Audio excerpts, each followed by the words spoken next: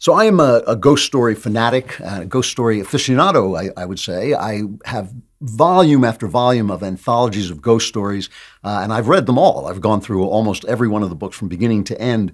The short story is actually the best form for the ghost story. There are a few great ghost novels. The Shining is one of them. The Haunting by Shirley Jackson is another one. I don't know if you would call Henry James' The Turn of the Screw. Is that a novel? It's a novella.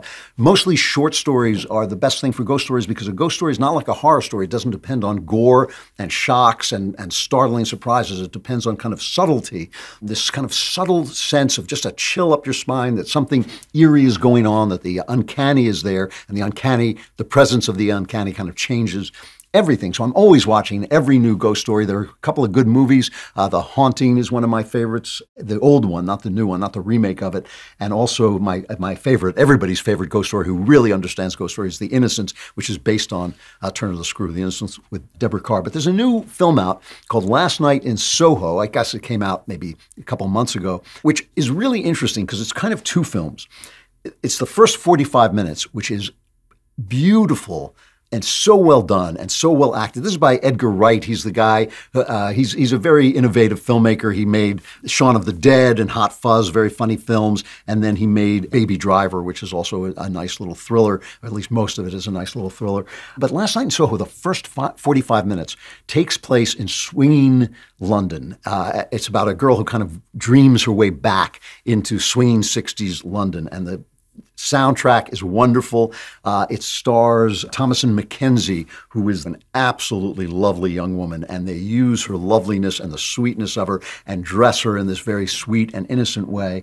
And I hope she can hold on to that image a little bit, because one of the things that Hollywood loves to do with these young women is degrade them. They always do.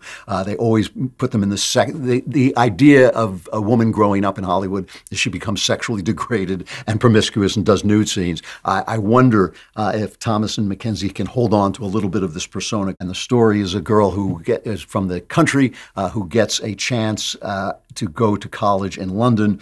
She's wants to be a fashion designer, and she's dreaming her way back into swinging 60s London, and strange stuff starts to happen, and the bridge between her dreams and reality starts to open up.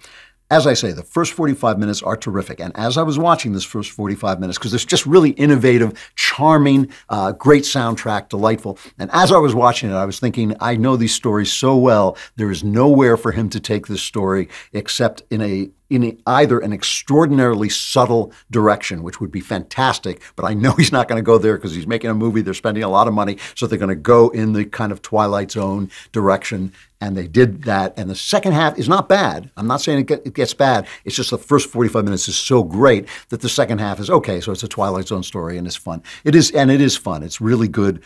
Ghost stories are tremendously hard to make because they do depend on that subtle little chill that you get. The way you can tell a good ghost story is if you're just describing it to someone, sometimes just describing the idea, they'll still get that little chill.